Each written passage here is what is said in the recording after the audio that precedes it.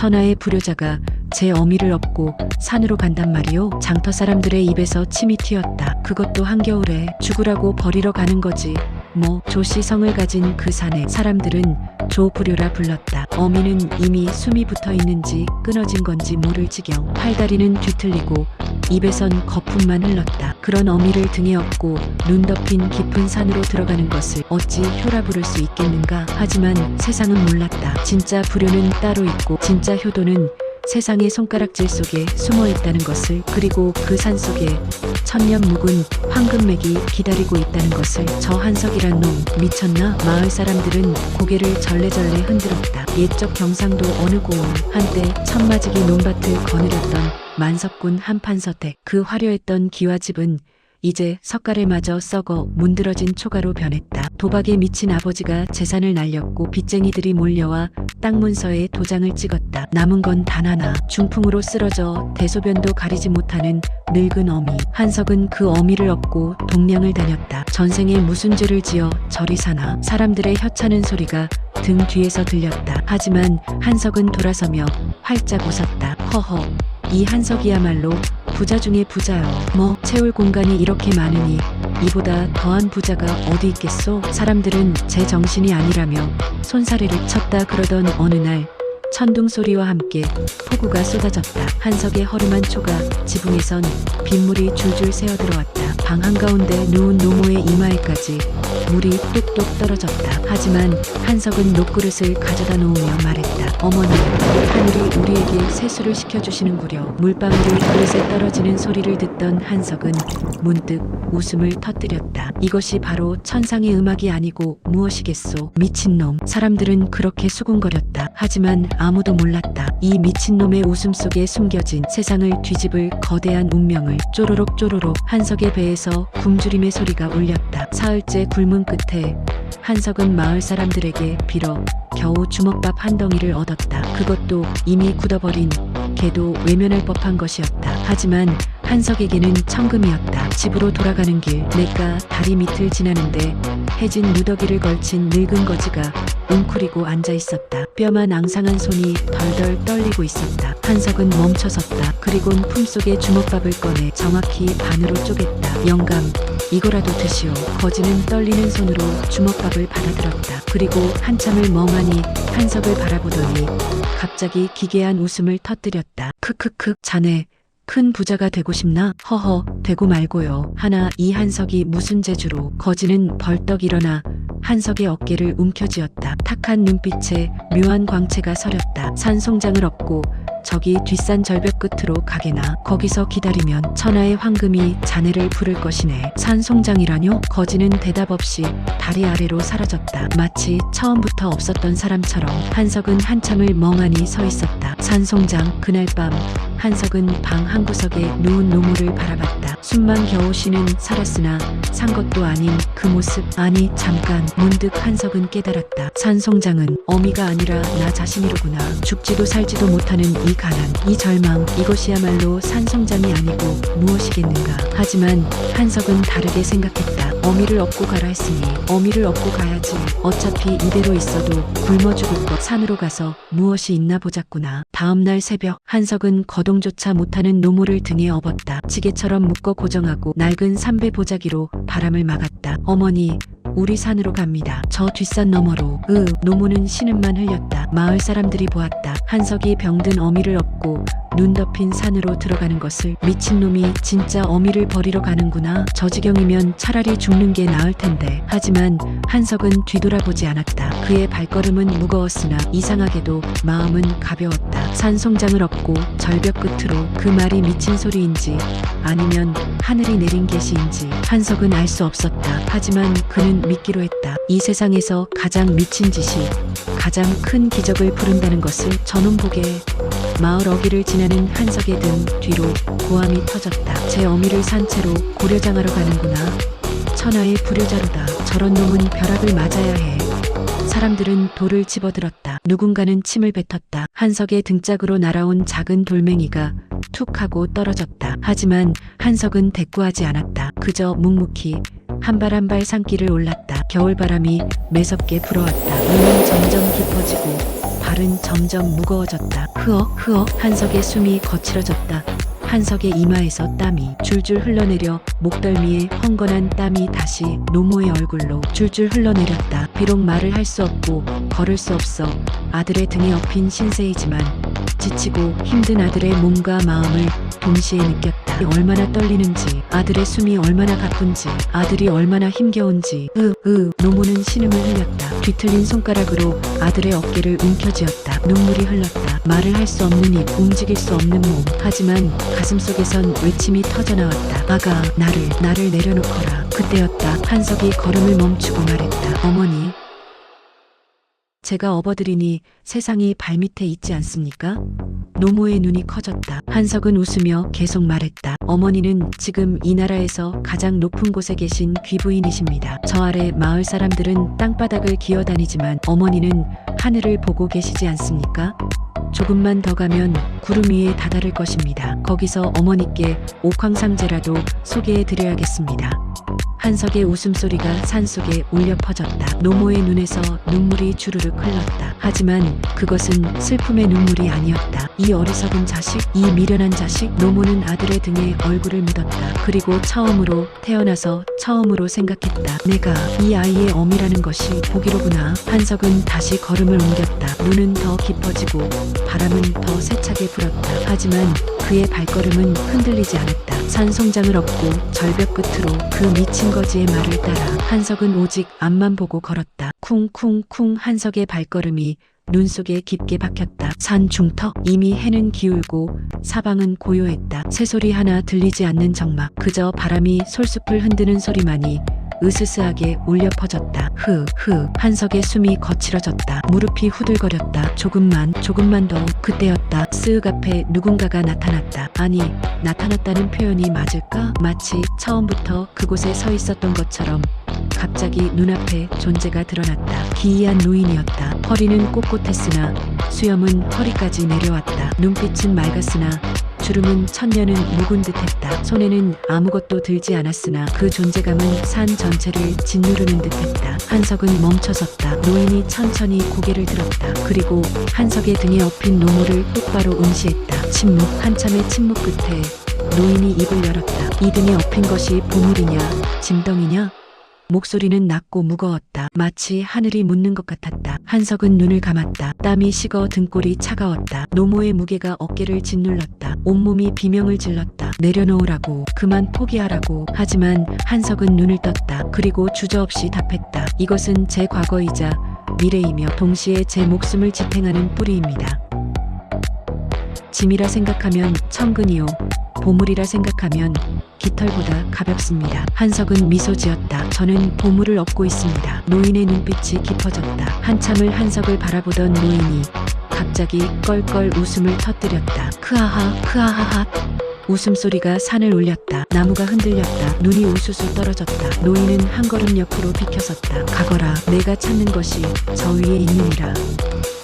노인이 가리킨 곳, 저 멀리 절벽 끝 구름 사이로 희미하게 빛이 새어나오고 있었다. 한석은 고개를 숙여 예를 갖췄다. 감사합니다. 그리고 다시 걸음을 옮겼다. 이상한 일이었다. 분명 다리는 천근만근 무거웠는데 발걸음은 점점 가벼워졌다. 분명 등에 업힌 노모의 무게는 그대로인데 어깨는 점점 편안해졌다. 한석은 고개를 들었다. 저 위에 빛이 보였다. 황금빛이. 노인은 뒤에서 그 모습을 지켜보며 중얼거렸다. 보물을 짐으로 여기는 자는 평생 가난하고 짐을 보물로 여기는 자는 천하를 얻느니라. 노인의 모습이 스르륵 사라졌다. 마치 처음부터 없었던 것처럼. 휘잉. 바람이 절벽을 타고 울부짖었다. 한석은 멈춰섰다. 발밑은 천길 낭떠러지. 아래를 내려다보니 까마득했다. 구름이 발밑을 지나갔다. 계곡 밑바닥은 보이지도 않았다. 그저 검은 어둠만이 입을 벌리고 있었다.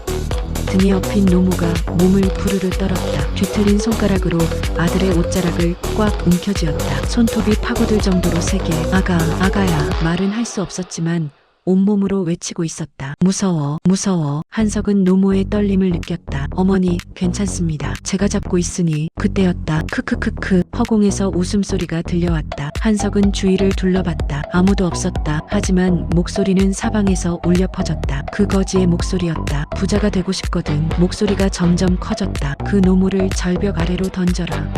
한석의 눈이 커졌다. 그러면 황금이 비오듯 쏟아질 것이다. 크하하.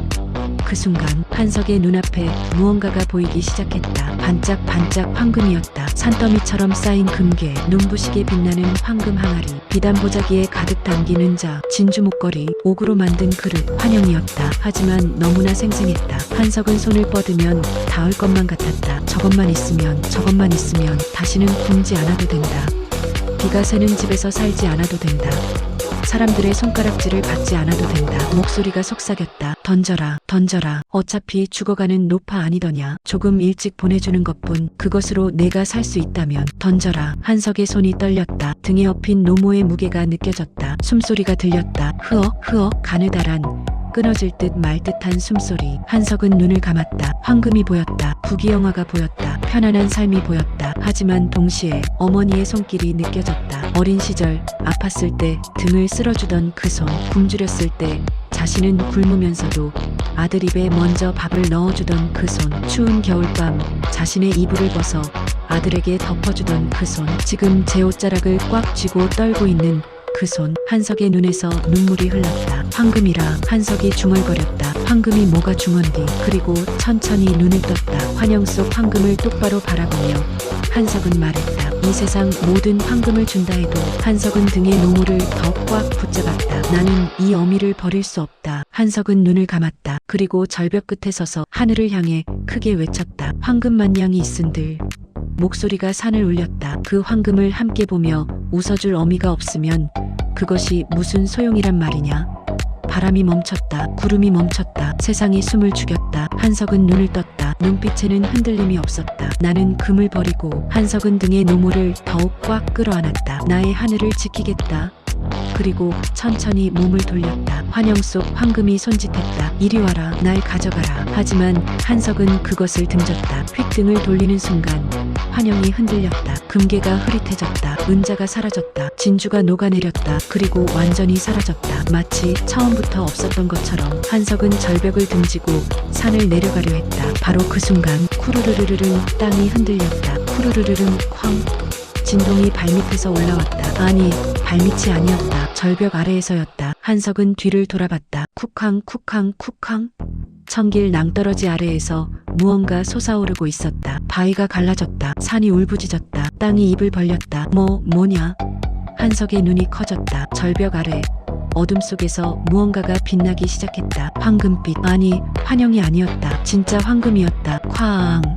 산이 갈라지며 거대한 금맥이 모습을 드러냈다. 절벽 아래 깊숙한 곳, 수백 년, 아니 수천 년 동안 숨어있던 황금 광맥이 세상에 그 모습을 드러낸 것이다. 금빛 광맥은 마치 거대한 용처럼 산속을 뒤틀고 있었다. 한석은 말을 잃었다. 입이 떡 벌어졌다. 이것이. 그때 허공에서 목소리가 다시 들려왔다. 하지만 이번엔 거지의 음흉한 목소리가 아니었다. 장엄하고 위험 있는 하늘의 목소리였다. 황금을 택한 자에게는 환영을 주고 사람을 택한 자에게는 진짜를 주노라. 내가 노모를 버렸다면 너는 환영 속 황금을 안고 절벽 아래로 떨어졌을 것이다. 하지만 내가 노모를 택했기에 진짜 황금이 내 앞에 모습을 드러내느니라. 한석은 무릎이 꺾였다. 털썩 노모를 등에 업은 채로 무릎을 꿇었다. 눈물이 주르륵 흘렀다. 감사합니다. 감사합니다. 등에 엎인 노모도 울고 있었다. 말은 할 수 없었지만 그 울음은 기쁨이었다. 자랑스러움이었다. 내 아들, 내 아들이구나. 하늘의 목소리가 다시 울려 퍼졌다. 일어나거라 한석. 그리고 내 어미를 편히 모실 집을 지어라. 이 황금으로 금빛 광맥이 더욱 환하게 빛났다. 산 전체가 황금빛으로 물들었다. 쿠르릉 쿠르릉. 진동이 점점 잦아들었다. 한석에 딛고 서 있던 땅이 서서히 갈라지기 시작했다. 쩍쩍 발밑에서 금빛이 새어나왔다. 한석은 황급히 뒤로 물러났다. 갈라진 틈 사이로 무언가가 솟아올랐다. 번쩍 번쩍 숨금 광맥이었다. 손가락 굵기가 아니었다. 팔뚝만 했다. 아니, 사람 몸통만큼이나 굵은 금맥이 마치 뿌리처럼 뻗어 있었다. 이게 대체. 한석이 떨리는 손으로 금맥을 만졌다. 차갑고 단단했다. 환영이 아니었다. 진짜였다. 그때 앞에 인기척이 느껴졌다. 한석이 고개를 들었다. 그 거지가 서 있었다. 아니, 이제는 거지가 아니었다. 누더기는 온데간데였고 눈부신 흰 도포를 입은 위험 있는 노인이 서 있었다. 수염은 은빛으로 빛났고 눈빛은 천년의 세월을 담고 있었다. 누구십니까? 노인은 잔잔히 미소 지었다. 나는 이 산을 천년 동안 지켜온 산신령이니라. 산신령? 한석은 다시 무릎을 꿇으려 했다. 하지만 산신령이 손을 들어 말렸다. 일어나거라. 이미 시험은 끝났느니라. 시험이라 하시면. 산신령은 한석의 등에 엎인 노모를 바라보았다. 다리 밑에서 만난 거지도 나요. 산길을 막았던 노인도 나였느니라. 나는 내 마음을 시험했다.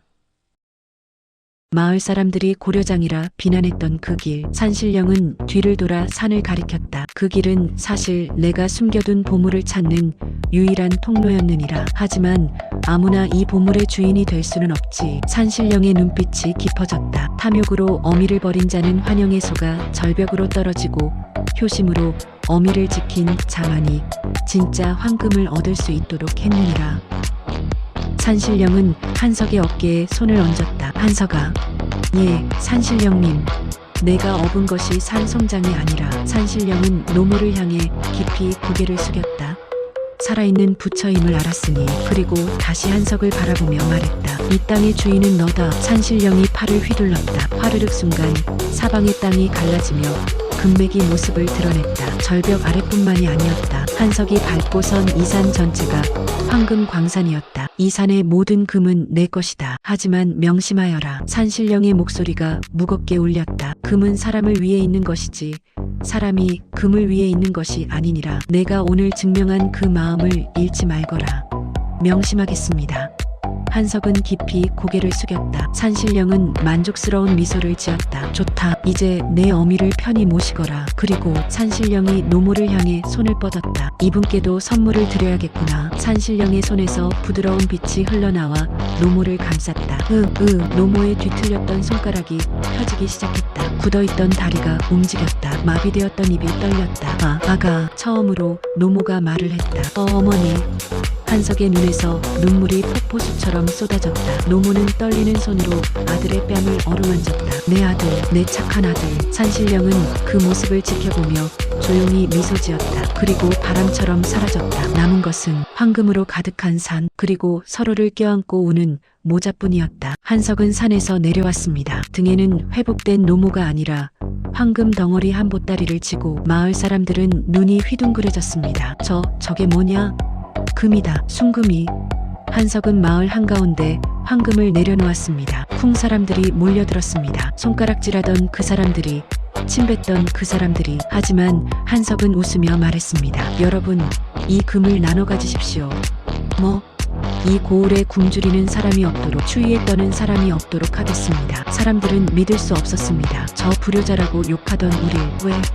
한석은 고개를 저었습니다. 여러분이 저를 욕한 것은 당연했습니다. 누가 봐도 제가 어미를 버리러 가는 것처럼 보였으니까요. 그리고 한석은 활짝 웃었습니다. 하지만 저는 그 덕분에 깨달았습니다. 세상의 손가락질이 항상 틀린 것은 아니지만 항상 옳은 것도 아니라는 것을요. 사람들은 고개를 숙였습니다. 부끄러움과 감사함이 뒤섞인 눈물이 흘렀습니다. 100세까지 산 노모 한석은 금광으로 커다란 기와집을 지었습니다. 마루는 넓고 따뜻했으며 방마다 아궁이가 있어 겨울에도 포근했습니다. 노모는 그 집 가장 햇볕 잘 드는 방에서 지냈습니다. 으허허, 이게 꿈이냐 생시냐. 병이 씻은 듯 나은 노모는 이제 혼자 걸을 수 있었고 말도 할 수 있었습니다. 아침이면 마당을 거닐고 낮이면 손주들과 놀아주고 저녁이면 한석과 함께 차를 마셨습니다. 아가야. 예, 어머니. 내가 그때 절벽에서 나를 버리지 않아서 이 어미가 이렇게 좋은 날을 보는구나. 한석은 어머니의 손을 꽉 잡았습니다. 어머니가 계셔서 제가 사람입니다. 노모는 100세까지 장수했습니다. 그리고 편안히 잠드셨을 때 온 고을 사람들이 모여 울었습니다. 자식들에게 전한 가르침 세월이 흘러 한석도 백발이 되었습니다. 어느 날 손주들이 물었습니다. 할아버지, 어떻게 하면 부자가 될 수 있어요? 한석은 손주들을 무릎에 앉히고 말했습니다. 사람들이 버리라 하는 것에 진정한 가치가 있고 모두가 가지려 하는 것에 독이 있느니라. 손주들은 고개를 갸웃했습니다. 한석은 웃으며 계속 말했습니다. 눈앞의 금보다. 한석은 손주의 등을 토닥였습니다. 등에 업힌 사람의 온기를 먼저 느껴라. 금은 차갑지만 사람은 따뜻하단다. 금은 빛나지만 사람은 웃는단다. 금은 쌓이지만 사람은 함께하는 것이란다. 손주들은 알듯 말듯 고개를 끄덕였습니다. 하지만 한석은 알았습니다. 언젠가 이 아이들도 알게 될 것을. 진짜 부자는 많이 가진 사람이 아니라 소중한 것을 지킨 사람이라는 것을. 오늘날까지 전해지는 이야기는 세월이 흘러도 잊히지 않았습니다. 사람들은 말합니다. 한석의 지혜라고. 비울수록 채워지는 지혜라고. 욕심을 버릴수록 더 많이 얻고 내려놓을수록 더 높이 오르고 나눌수록 더 풍요로워진다는 것. 그리고 무엇보다 세상 모든 황금을 모아도 사랑하는 사람 하나의 웃음만 못하다는 것. 이것이 바로 천하의 불효자라 욕먹던 한석이 산송장을 얻고 금광을 찾아 진정한 부자가 된 사연입니다. 이 사연이 마음에 드셨다면 좋아요, 구독으로 힘을 주세요.